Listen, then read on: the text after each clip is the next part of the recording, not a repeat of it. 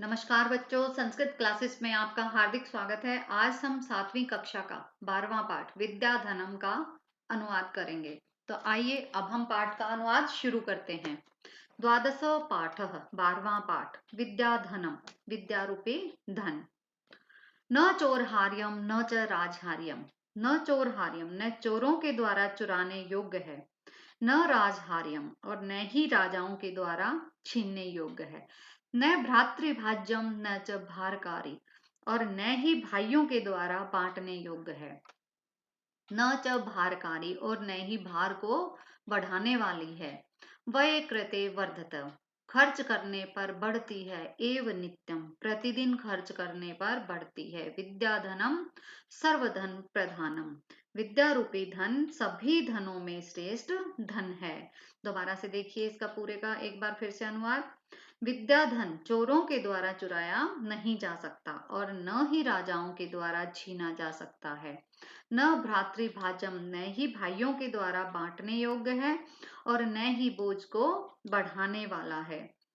व्यय कृते, व्यय करने पर, खर्च करने पर, नित्य खर्च करने पर यह बढ़ती ही है। अतः विद्या रूपी धन सभी धनों में प्रधान धन है, सभी धनों में श्रेष्ठ धन है।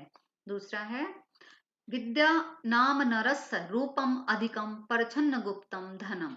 विद्या मनुष्य का अत्यधिक सौंदर्य है, छिपा हुआ निजी धन है। परछन्न गुप्तम धनम, छिपा हुआ धन है।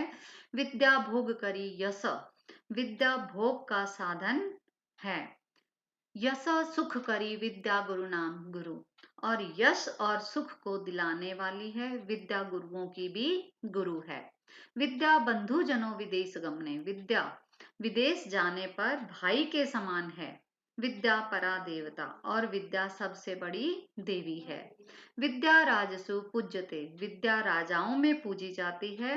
न कि धनम विद्या विहीन पशु, न कि धन विद्या राजाओं में पूजी जाती है, न कि धन विद्या विहीन पशु। विद्या विहीन पशु, विद्या से हीन मनुष्य पशु के समान होता है। दोबारा से देखिए, विद्या मनुष्य में अत्यधिक सौंदर्य है, छिपा हुआ निजी धन है। विद्या भोग का साधन, यश और सुख देने वाला है। विद्या गुरुओं की भी गुरु है। विद्या विदेश जाने पर भाई के समान है। विद्या परा देवता, विद्या सबसे बड़ी देवी है। विद्या राजाओं में पूजी जाती है, न कि धन। विद्या विहीन पशु, और विद्या से रहित मनुष्य पशु के समान है। तीसरा देखिए, केयूरा न विभुष्यंती पुरुषुम हारा न चंद्रोज्जला। केयूरा, केयूरा होता है बाजूबंद। विभूषंती सजाते हैं, पुरुषम मनुष्यों को, मनुष्यों की शोभा बाजूबंद से नहीं होती। न ही चंद्रमा के समान चमकते हार से।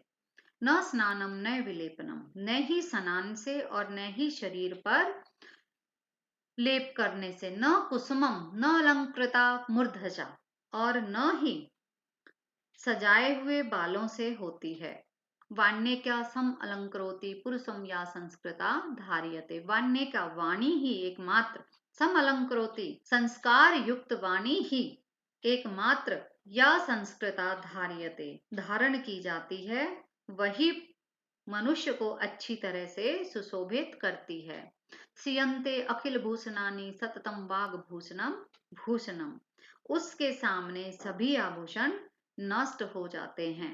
एक बार फिर से देखिए, मनुष्य की शोभा बाजूबंद से नहीं होती, और न ही चंद्रमा के समान चमकते हार से, न स्नान करने से, और न ही सुगंधित पदार्थों का लेप करने से, और न ही सजाए हुए बालों से होती है।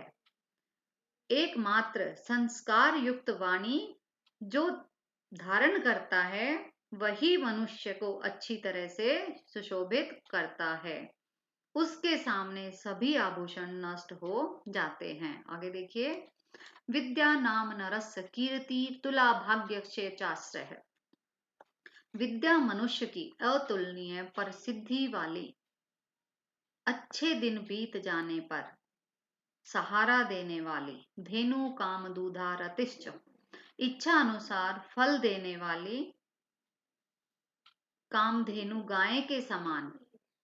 रतिश्च विरहे नेत्रम तृतीयम च सह। सम्मान का केंद्र। सत्कारायतनम कुलस्य महिमा रत्नैर्विना भूषणम। रत्नैर्विना होता है रत्नों से रहित। सत्कारायतनम सम्मान का केंद्र तथा रत्नों से रहित आभूषण और कुल की महिमा के समान है। इसलिए तस्मात् अन्यम उपेक्षम, तीन शब्द यहाँ जोड़े गए हैं। तस्मात् अन्यम उपेक्षम सर्वविषयम विद्याधिकारम कुरु। इसलिए दूसरे अन्य सब विषय छोड़कर सिर्फ विद्या पर अधिकार करो। एक बार फिर से देखिए, विद्या मनुष्य की अतुलनीय, जिसकी तुलना ना की जा सके, प्रसिद्धि वाली, अच्छे दिन बीत जाने पर सहारा देने वाली, इच्छा अनुसार फल देने वाली काम धेनु गाय के समान, सम्मान का केंद्र तथा रत्नों से रहित आभूषण और कुल की महिमा के समान है। इसलिए दूसरे अन्य सब विषय छोड़कर विद्या पर अधिकार करो। अब हमारा पाठ का अनुवाद समाप्त हो गया है। अगर किसी भी बच्चे को कहीं से भी समझ ना आए तो कमेंट बॉक्स में कमेंट करके पूछ सकते हैं। इस पाठ का अनुवाद व अभ्यास लिखने के लिए आप वीडियो के साथ दिए गए डिस्क्रिप्शन में लिंक के द्वारा आंसर PDF डाउनलोड कर सकते हैं। चैनल को लाइक, शेयर और सब्सक्राइब जरूर करें। धन्यवाद।